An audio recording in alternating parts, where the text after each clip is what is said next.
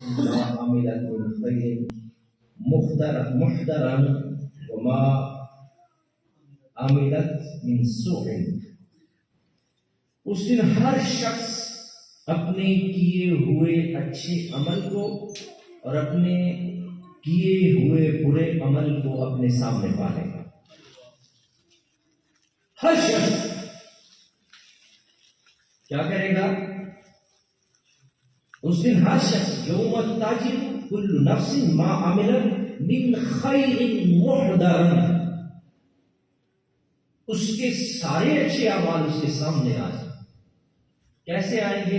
اللہ بہتر جانتا ہے، اس کا رسول بہتر جانتا ہے۔ اس کی آپ مثال کے طور پر، ورنہ اللہ کی ذات کے ساتھ دنیاوی چیزوں کی تو مثال پیش کی ہی نہیں جا سکتی۔ یاد کسی نے فلم بڑی ہوئی ہوگی اتنی سال بعد وہ دیکھ لیتا ہے کہ اتنی سال پہلے، وہ تو 30 سال قبل کی بات ہے، لیکن وہ محفوظ کر لی گئی نا، تو وہ آپ اس کو دیکھتے رہتے ہیں، اسے بار بار دیکھتے رہتے ہیں۔ تو کوئی اور جگہ بھی ہے جہاں ہماری زندگی کی ساری فلم جو ہے وہ محفوظ پڑی ہے۔ وہ کوئی ذات تو ایسی ہے، کوئی جگہ تو ایسی ہے، کوئی مقام تو ایسا ہے جہاں انسان کے سارے اعمال، اسی وجہ سے نبی کریم صلی اللہ علیہ وسلم نے ارشاد فرمایا لا تحتقرن من المعروف شیئا ولو ان تلقى اخاك بوجه، کسی بھی عمل کو ہلکا مت سمجھو، کسی بھی عمل کو عمل والے دیکھیے تو جو کرتا ہے اس کا وہ چھوٹا سا بھی لا تحتقرن، حقیر نہ سمجھنا، من المعروف شیئا، کسی بھی نیکی ولو ان تلقى اخاك بوجه، یہاں تک کہ اپنے مسلمان بھائی کو مسکرا کر ملنا بھی کیا ہے؟ یہ بھی نیکی ہے۔ یہ بھی کیا ہے؟ نیکی ہے۔ حضور علیہ الصلوۃ والسلام فرماتے ہیں اس سے بھی ہلکا مت سمجھنا، یعنی یہ سمجھو کہ اس سے کوئی وزن ہی نہیں۔ اس دن تو ہر اچھا عمل سامنے آ جائے گا، ہر برا عمل بھی کیا ہوگا؟ وہ انسان اس کے سامنے آئے گا۔ اس دن تو کوئی انکار ہی نہیں کر سکے۔ اس دن تو زبانوں پر مہر لگی ہوگی، ہاتھ گواہی دے رہے، وتشهد ارجلهم، یہ آیت کیا ہے؟ ختم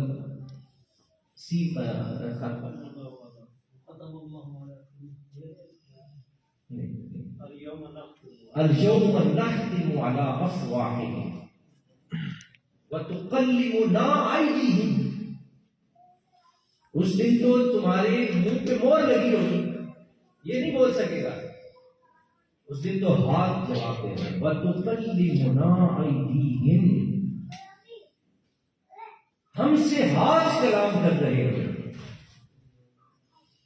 تو اس لیے فرمایا کہ ہر اچھا عمل انسان کا اللہ کے ہر انسان کے سامنے آئے، تو اس لیے یہ نہ ہو کہ نیکیوں پر بدیاں غالب آ جائیں،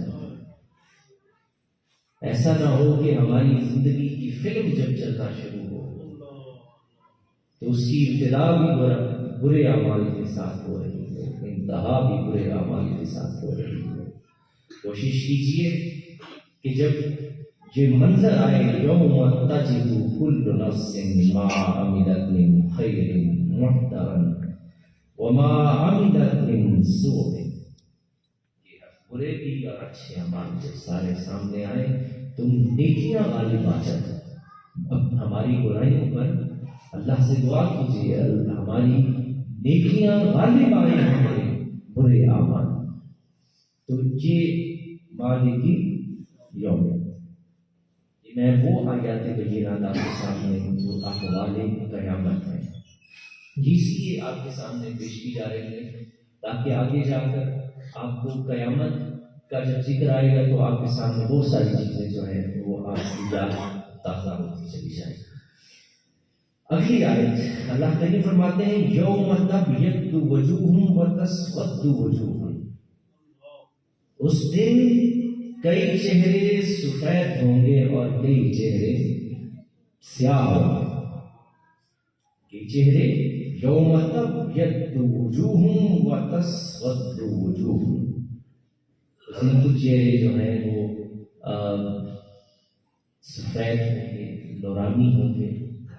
ان کی نورانیت اس قدر ہوگی، حضور علیہ السلام فرماتے ہیں انا قائد غرم محجلین، میں قائد غرم محجلین. اور یہ غرم محجلین کیا ہے؟ یہ وہ شخصیات ہیں جن کا وضو کی وجہ سے چہرہ بھی چمک رہا ہوگا، جن کے ہاتھ بھی چمک رہے ہوں گے اور جن کے پاؤں بھی چمک رہے ہیں.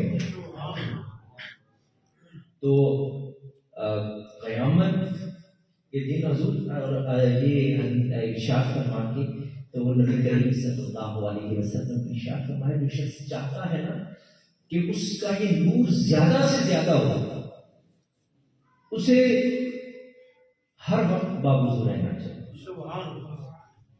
وضو کیا کرتا ہے؟ یہ دنیاوی حسن کو بھی بڑھاتا ہے. جو الرجی کا جو اس ملک میں ہم رہتے ہیں جہاں جتنی مٹی گند ہوتا ہے، فیکٹریاں ہیں، وہاں پر رہائش ہے، آپ لوگوں سے بہتر تو کوئی نہیں جان سکتا. آپ تو پرانے فیکٹریوں کے اندر رہ رہے ہیں، اس علاقے میں رہ رہے ہیں. تو یہ الرجی جو ہے یہ انہی چیزوں سے ہوتی ہے.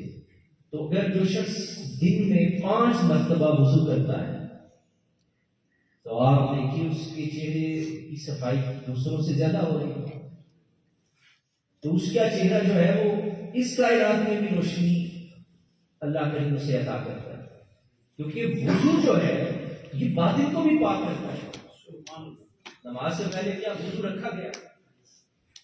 کیونکہ ظاہر پاک ہو گیا اور اس ظاہر کی پاکیزگی کی وجہ سے تمہارا باطن بھی پاک ہوگا. قرآن کو باہر چھوا جائے تو اس کے لیے بہتر کیا ہے؟ آپ باوضو ہوتے ہیں. یہ بڑی برکتوں کا باعث ہے. اور قرآن قیامت کے دن یہ چہرے جو ہمیشہ باوضو رہتے ہیں، آپ باوضو رہنا شروع کیجیے، اس سے آپ کی صفائی کا جو ہے وہ اہتمام بھی ہوگا اور آپ برائیوں سے بھی بچیں.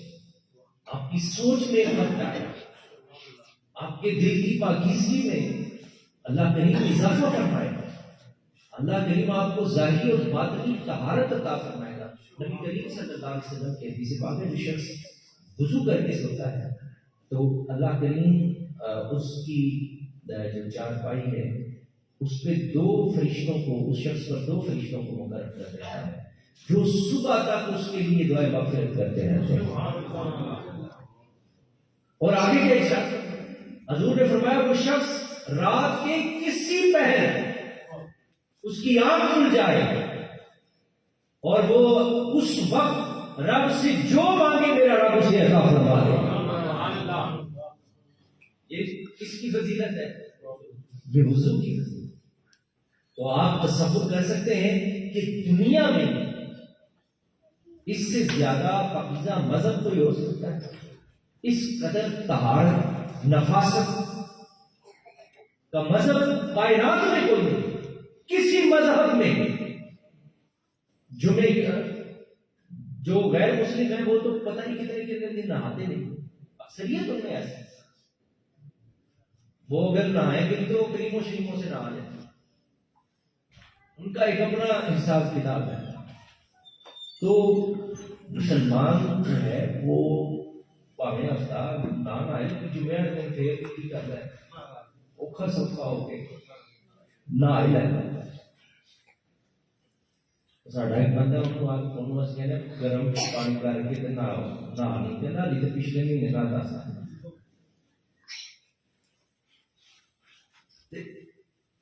تو یہ کیا ہے؟ یہ پاکیزہ مذہب ہے. یہ 5 وقت لوگوں کو کا ظاہر پاک کرتا ہے اور 5 وقت ہی اس کا باطن بھی پاک کرتا ہے. نماز آپ وضو کر کے آتے ہیں حضور علیہ الصلوۃ والسلام کی کو حدیث پاک سے حضور نے ارشاد فرمایا جو شخص اپنے گھر سے نماز کی نیت کے لیے نکلتا ہے اللہ کریم ہر قدم کے بدلے اسے ایک نیکی عطا فرماتا ہے. سبحان اللہ. کیا کہتے ہیں؟ ایک نیکی اللہ کریم ہر قدم کے بدلے. دیکھو جو مسجد میں آتا ہے وہ ہاتھ دھوتا ہے اللہ ہاتھوں کے سارے گناہ جھاڑ دیتا ہے. وہ منہ میں پانی ڈالتا ہے اللہ منہ کے سارے گناہ جھاڑ دیتا ہے. ناک میں پانی ڈالتا ہے ناک کے سارے گناہ جھاڑ دیتا ہے. چہرہ دھوتا ہے اللہ اس کے چہرے کے سارے گناہ جھاڑ دیتا ہے. بازو دھوتا ہے اللہ بازوؤں کے گناہ جھاڑ دیتا ہے. پاؤں دھوتا ہے اللہ اس کے پاؤں کے سارے گناہ جھاڑ دیتا ہے. حضور نے فرمایا جب وہ نماز کے لیے کھڑا ہو کر تکبیر تحریمہ کہتا ہے تو کہتے ہی امہ ولدتہ ایسے ہے جیسے ابھی اس کی ماں نے اس کو جنم دیا. تو نماز کیا کہتی ہے؟ وضو اور نماز یہ ظاہر باطن پاک کرنا ہے. تو اس تمام جو نفیس اتنا طہارت کا حامل کوئی مذہب اس کائنات میں ہو سکتا ہے جتنا دین اسلام ہے. تو یوم تبیض وجوہ و تسود وجوہ، وہ چہرے جو برے اعمال کرنے والے ہیں نافرمانوں کے چہرے سیاہ ہو جائیں اور اللہ کے محبوبوں کے چہرے جو ہیں وہ اس دن روشن ہو جائیں. وہ ایک اور آیت مبارکہ ہے قرآن کریم میں ناظرۃ، جب وہ رب کا دیدار کریں گے تو ان کے چہرے جیسے کہ پھول کھلا ہوتا ہے ان کے چہروں کو اللہ نے قرآن کریم میں یہ آیت یاد آتی ہے تو آپ کے سامنے پیش کرتا ہوں کہ وہ کچھ لوگ ایسے ہوں گے جن کے چہرے پھول کی مانند ہوں. تو یہ یوم ینفخ فی الصور، اس دن سور میں پھونکا جائے گا. یہ اس کے بارے میں آپ جانتے ہیں یہ ایک آواز پیدا ہوگی اس دن. اس دن سور پھونکا جائے گا وہ ایک آواز پیدا ہوگی. اس کے بعد کیا ہوگا؟ قیامت قائم ہو جائے گی. یوم یحمى علیہ فی نار جہنم، اس دن وہ جہنم کی آگ میں تپایا جائے گا. وہ کیا ہے؟ یوم یحمى علیہ فی نار جہنم، سونا اور چاندی. قرآن نے زیادہ ذکر کس کا کیا ہے؟ سونے اور دنیا کی جو اس وقت صورت حال ہے اب سونے کا ریٹ دیکھ، یہ سونا ہمیشہ سے ہی سونا رہا، چاندی ہمیشہ سے ہی. اب جو کو کھیا سان نوٹی لگے سان نوٹ ٹانگ پاڑ کرنا چاہیے جڑا بھی دیکھ لے وہ پہلا نے آئی ایم ایف کو لینا ہونا جڑا بھی دیکھ لے. کل ایک وہ چوڑ خبر خوشخبری سناتا سی، وہ کہنا جی 3 ارب ڈالر ایک دوست ملک دے دے گا. 6 مہینے سن رہے ہیں. اب وہ زمانہ چلا گیا جب کوئی کسی کو دیتا تھا. اب سب کو اپنی اپنی پڑی ہوئی. یہ دنیا اب اس دور میں کیپٹلزم کے اس دور میں ہم جی رہے ہیں جس میں بڑے سے بڑے ممالک کو بھی اپنی خطاب ہو گئی. تو لوگ چائنا نے اس وقت دنیا کا سونا خرید لیا ہوا ہے. یہ 2 سال جو رہے لوگ نقصان میں جا رہے تھے وہ فائدے میں جا رہے ہیں. چیزیں ساری جن کے پاس تھا انہوں نے اپنی تیاری کر لی. اور قومیں جو ہوتی ہیں وہ 100 سال 200 سال کی پلاننگ پہلے کرتی ہیں. ساڑی یہ ایتھے کوٹھا پالو ایتھے چاردواری کرو، زمین مک چلی، آبادی بد چلی، ابو بھوکے مرنا. یہ ہاؤسنگ سوسائٹیاں جس تیزی کے ساتھ سیالکوٹ جیسے زرعی شہر، صنعتی تو تھا زرعی تھا، اس جیسی زمین آپ کو کہیں نہیں ملتی. سیالکوٹ جیسا چاول لائے دنیا کی کسی جگہ. آپ کے جو ہیڈ مراتا اور یہ علاقے جو ہیں ہمارے، اس جیسا چاول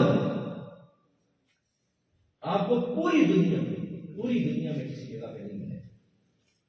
لیکن اس قدر بدبخت ہیں، اس قدر بدبخت ہیں، اس قدر بے توفیقے ہیں کہ برباد کر رہے ہیں۔ وہ ساری زمینوں پر فرش ڈالتے جا رہے ہیں۔ آپ فرش ڈالتے جائیں گے پوری زمین پر، بارش ہوگی، پانی کی کمی تو ہو رہی ہے، کیوں ہو رہی ہے؟ آپ زمین پہ فرش ڈالتے جا رہے ہیں۔ زمین کا مطلب تو تھا اسے کاشت کرنے کا۔ چائنا دنیا میں رقبے کے لحاظ سے بہت بڑے بڑے ممالک میں سے جس کا رقبہ ختم ہی نہیں ہے۔ ایک شہر سے دوسرے شہر کا جو سفر ہے 1600-1800 کلومیٹر ہے،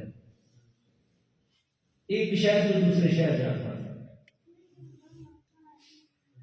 1600 کلومیٹر آپ سفر کیجیے۔ میں دنیا کے جو سب سے بڑے رقبے کا ملک ہے ان کی پلاننگ کے بارے میں آپ کو بتا رہا ہوں۔ وہاں آج بھی فلیٹ سسٹم ہے، جنہ تھی پورا پنڈ بنا دے انہوں نے ایک بلڈنگ کے وچ سارا پورا پنڈ سما جاتا ہے، لیکن وہ اپنی زمین کو انہوں نے کھلا چھوڑا ہے۔ انہیں پتا ہے اس زمین پر گھر بناتے جائیں گے، فرش ڈالتے جائیں گے تو بارش کا پانی زمین میں نہیں جائے گا۔ اوڑ جنوں تسی کہتے ہو اوڑ پہ جی، تو دنیا کی قومیں جو ہیں یہ اللہ کا بھی طریقہ ہے، اللہ کی بھی سنت ہے۔ ایک شارٹ ٹرم پلاننگ ہوتی ہے، ایک لانگ ٹرم پلاننگ۔ تو ہم تو ویسے ہی میں ساڈا کی واسطہ ہے سونے چاندی کا، سانوں دے کی چاہیے، سانوں تے قرضہ چاہیے جڑا بھی دے دے۔ یوم ینفع الصادقین صدقہم، قیامت کے دن اللہ کریم فرماتے ہیں سچوں کو ان کی سچائی فائدہ دے گی، سچوں کو ان کی سچائی فائدہ دے گی۔ جھوٹے لوگوں، جھوٹ بولنے والی جگہ آپ جانتے ہیں جہاں جھوٹ بولا جاتا ہے اور جھوٹ کی بدبو سے فرشتے بھاگ جاتے ہیں۔ ساڈے ملک تصویر تو لے کے رات تک جنہ جھوٹ ماردا فرشتے میں نہ میں تو 300 کلومیٹر 3000 کلومیٹر دور ٹر جاتے ہیں جنہ اسی جھوٹ مارتے ہیں۔ ٹی وی چینل کھولے جھوٹے، وزیر اعظم جھوٹا، صدر جھوٹا، وزیر جھوٹے، باقی دوسرے بھی جنہوں کا نام نہیں لینا وہ بھی، یہ سارے جھوٹے۔ تاریخ پاکستان اس میں کتنے جھوٹے کتنے لکھے ہوئے۔ آپ ہنس رہے ہیں، سچی گل کی، اور آپ ہنسن بھی شاید اسی وجہ سے سچی گل سننی پہلی لگے۔ یہ جھوٹے ہیں۔ جس ملک کے پاس سب کچھ ہو، کائنات کی ہر چیز اللہ نے اس ملک کو عطا کی، دنیا کے باقی سب کچھ ہے جو آپ کے پاس، جو آپ کو اللہ نے عطا کیا ہے، خدا نے آپ ہی بنایا، اللہ نے جو آپ کو عطا کیا، 4 موسم اللہ نے دیے، دنیا کا خوبصورت پہاڑی سلسلہ اللہ نے آپ کو عطا کیا، آپ کو پوری کائنات میں سوئٹزرلینڈ دنیا میں سب سے خوبصورت علاقوں میں شمار کیا جاتا ہے۔ اس میں آپ کو پتا ہے یہ جو آدھا سے زیادہ وہاں کے جو حسن ہے وہ آرٹیفیشل ہے، خود بنایا ہوا ہے۔ آپ کی عطاباد جھیل قدرتی ہے، ایسا حسن کائنات میں کسی کو عطا نہیں ہوا جو اللہ نے ہمیں عطا کیا۔ لیکن بدبختی کا عالم کیا ہے کہ کڑک بات مراد ہے۔ اچھا میں تمہیں کی دس ٹماٹر کتوں آندا، کڑک اس کو کہتے ہیں جو جھوٹے ہوتے ہیں، مکار ہوتے ہیں، جو اللہ اور اس کے رسول کو دھوکہ دیتے ہیں، ان کے ساتھ یہ ہوتا ہے۔ ملی نغمے بنائے گئے منصوبوں کے تحت زندہ قوم ہے، پرندہ قوم ہے۔ اب تو بدل دینے چاہیے، ویسے کہاں زندہ قوم، زندہ قومیں ایسا کرتی ہیں جو ہم کرتے ہیں۔ ہم تو مرنے کے قریب پہنچ چکے ہیں، ہنزہ کی حالت آ گئی ہے اس ملک پر۔ ملک کا وزیر اعظم نفسیاتی مریض بن چکا ہے۔ اس کی وجہ ہے آپ کو 100 اختلاف ہو ان سے، سارے حالت نزا میں ہیں، پورا ملک نزا کی حالت میں ہے، تو وجہ کیا ہے؟ جھوٹ۔ جہاں رحمت کے فرشتے کیسے آئے؟ جب رب کریم کی ذات سے دھوکہ کیا جاتا ہے، رب تو فی چھین لیتا ہے۔ سب سے پہلے رب کیا کرتا ہے؟ فی چھین لیتا ہے۔ تو ہم جب سے اس کے غدار ہوئے، اللہ نے تب سے ذلت رسوائی۔ دنیا میں پاکستانی ہونا گالی ہے، جہاں لوگوں کو جھوٹ سناتے ہیں۔ یہ آپ کے بچے جو باہر جاتے ہیں، سے پوچھیے دبئی والے ہمارے ساتھ کیا سلوک کرتے ہیں، پتہ چل جائے پاکستان۔ ایسے ایسے ملکوں کے میں نام آپ کو بتاؤں جو ہم سے ہزاروں سال پیچھے ہیں، لیکن پھر بھی ہمیں ذلیل کرنا اپنا فضل منصبی سمجھتے ہیں کہ پاکستانی۔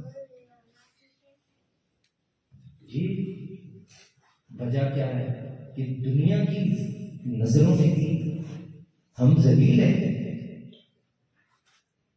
ایئرپورٹوں میں جتنی ضلالت پاکستانی پاسپورٹ کو دیکھ کر ہمارے ساتھ کی جاتی ہے، یہ آپ اپنے جو بچے آپ کے باہر جاتے ہیں ان سے پوچھیے گا، وہ تو بیچارے مدیس جاتے ہیں، وہ آپ کو کیا بتائیں آپ۔ لیکن حالت کیا ہے؟ جیسی سبز پاسپورٹ ہے، وہ کہتے ہیں کہ ذرا سائڈ پہ ہو تو ہم پہلے چیک کیا جائے گا، ایک صفحہ پاسپورٹ کا چیک، اس کی یوم ینفع الصادقین سے اللہ سچائی، سچے لوگ۔ آپ کبھی کبھی دیکھتے ہیں، ابھی برطانیہ کے وزیر اعظم نے 45 دن کے بعد استعفیٰ دے دیا۔ اس نے کہا جی میں یہ اس ملک کو نہیں چلا سکتا، میں کیا کر سکتا ہوں۔ ان کی یہ ایمانداری ہے، انہوں نے اگر دنیا میں مقام حاصل کیا ہے، ان کا غیر مسلم ہونا الگ ہے، لیکن کچھ اللہ کی سنت ہے، اللہ کے کچھ طریقے ہیں، اگر آپ ان پہ چلیں گے تو دنیا بھی عزت پائے۔ تو وہ اس نے سچ بولا اپنے قوم کے سامنے، ورنہ کون آپ کو چھڑ رہا ہے؟ ہمارے سے بیچارے چھڑ دیں گے، انہوں نے چھڑ دے دیا، انہوں نے کچھ نہیں کیا، سب بن چھڑے ہیں کسی فی الحال وہ تو چھڑ دے تو نہ اپنا کوئی چھڑنا ہے نہ تہاڈا کوئی چھڑنا ہے، حکومت چھڑتا کوئی۔ اور جیڑی اگوں 6 مہینے بعد جیڑی ہونی ہے نا ساڈے نال، وہ بھی تھانوں نہیں پتا۔ اگوں 3 ارب روپیہ دینا ہے جنہوں نے لے رہا ہے، دیکھو کیسے کرنارا دھوم کڑا دینا تھوڑا۔ بڑی موجاں کیتیاں 75 سال ختم ہو گئی، چاٹ رہے تھے، ختم ہو گیا سب کچھ۔ یوم ینفع الصادقین صدق، یہ اصول ہے۔ اللہ نے بڑی بڑی نیکیوں کا ذکر نہیں کیا، سچائی کا ذکر کیا ہے۔ جھوٹوں کو اللہ پسند نہیں، تو یہ کیونکہ اس دن سورہ ابراہیم میں اللہ کریم نے ارشاد فرمایا یوم تبدل الارض غیر الارض والسماوات، اس دن یہ زمین دوسری زمین سے بدل دی جائے گی اور آسمان بھی۔ سمجھ گئے؟ اس دن یہ کیا ہوگا؟ یہ سارا کچھ بدل دیا جائے گا۔ نبی کریم صلی اللہ علیہ وسلم سے یہودی آیا آپ کے، تو چونکہ یہود کو یہ ساری چیزوں کی خبر تھی قیامت میں شدید، تو یہودی نے بہت زیادہ سوال کیے، میں صرف ایک سوال اس میں سے آپ سے عرض کرتا ہوں۔ اس یہودی نے نبی کریم صلی اللہ علیہ وسلم سے عرض کی کہ مجھے بتائیے کہ جب زمین جو ہے وہ عدل بدل کر دی جائے گی، آسمان جو ہے وہ بھی عدل بدل ہو جائے گی، یعنی ساری چیزیں نہیں ہوں گی، تو لوگ کہاں ہوں گے؟ سوال تھا ان کی کتابوں میں، تو اس کا جواب تھا، لیکن کوئی نبی کے بغیر اس کا جواب نہیں دے سکتا۔ وہ یہودی حضور کو پرکھنے کے لیے آئے، تو اس نے بہت سارے سوال کیے کہ جنت میں لوگوں کو سب سے پہلے کیا پیش کیا جائے گا؟ حضور نے فرمایا کہ سلسبیل چشمے کا پانی اہل جنت کو پیش کیا جائے گا۔ اس نے کہا ان کو اور کیا دیا جائے گا؟ حضور علیہ السلام نے ارشاد فرمایا کہ انہیں جنت میں چرنے والے بیل کا گوشت اہل جنت کو پیش کیا جائے گا۔ تو یہ سوالات تھے، ان میں سے ایک سوال یہ تھا کہ جب یہ زمین ختم ہو جائے گی، آسمان نہیں ہوگا، تو لوگ کہاں جائیں گے؟ جب شاید کوئی نہیں رہے گی تو پھر کہاں جائیں گے؟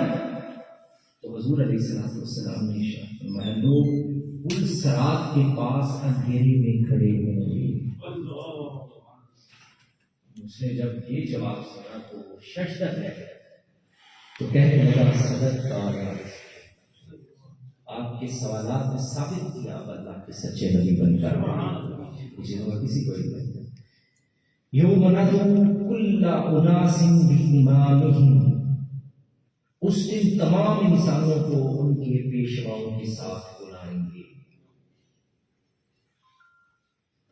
یہ بڑا تفصیل طلب موضوع ہے، وقت ختم ہو چکا ہے، میں اس پہ آپ سے تفصیل سے گفتگو کرنا چاہتا ہوں۔ یہ چونکہ اہم آیا مبارکہ ہے کہ اللہ کے کون سے اماموں کے ساتھ بلایا جائے گا؟ جو نماز پڑھاتے ہیں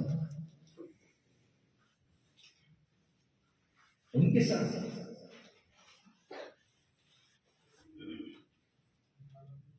کن اماموں کے ساتھ؟ یوم ندعو کل اناس بامامہم، ہم اس دن ہم تمام انسانوں کو ان کے پیشواؤں کے ساتھ بلائیں گے۔ یہ میں آپ کو سوال چھوڑ کے جا رہا ہوں، تو یہ آپ نے بھی سوچ کے آنا ہے، کن اماموں کے ساتھ اس دن بلایا جائے گا؟ ہم کن کے پیچھے ہیں؟ ہمارے امام کون ہیں؟ کیا مذہبی امام کے ساتھ بلایا جائے گا یا سیاسی امام کے ساتھ بلایا جائے گا؟ میں اور آسان کرتے جانا چاہتا ہوں، کس امام کے ساتھ آپ کو قیامت کے دن پکارا جائے گا؟ اس آیت پر انشاءاللہ گفتگو آئندہ کریں گے۔ الحمدللہ رب العالمین، الصلاۃ والسلام علی اشرف الانبیاء والمرسلین، اللہم صل علی سیدنا و مولانا محمد وعلی آل محمد وبارک وسلم۔ ربنا ظلمنا انفسنا وان لم تغفر لنا وترحمنا لنكونن من الخاسرين، ربنا اغفر لي ولوالدي وللمؤمنين يوم يقوم الحساب۔ مولا کریم اپنے حبیب نبی کریم صلی اللہ علیہ وسلم کے فیصلے مالی مشکلات آسان فرما، بیماروں سے صحت عطا فرما، بے روزگاروں کو عزت روزگار عطا فرما، مالک میرے ماں باپ کے بچے بچیاں جن رشتے مشکلات میں آسان فرما، مالک سن قرآن کا فہم عطا فرما، مالک قرآن کا نور عطا فرما، مولا کریم نبی کریم صلی اللہ علیہ وسلم کی شفاعت نصیب فرما۔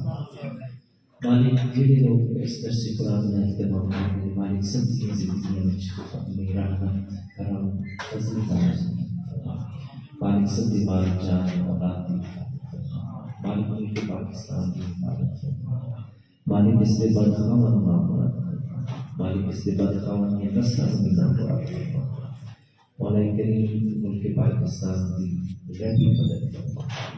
صلی اللہ تعالی خیر خلقہ محمد وعلی آلہ وصحبہ اجمعین برحمتک یا ارحم الراحمین۔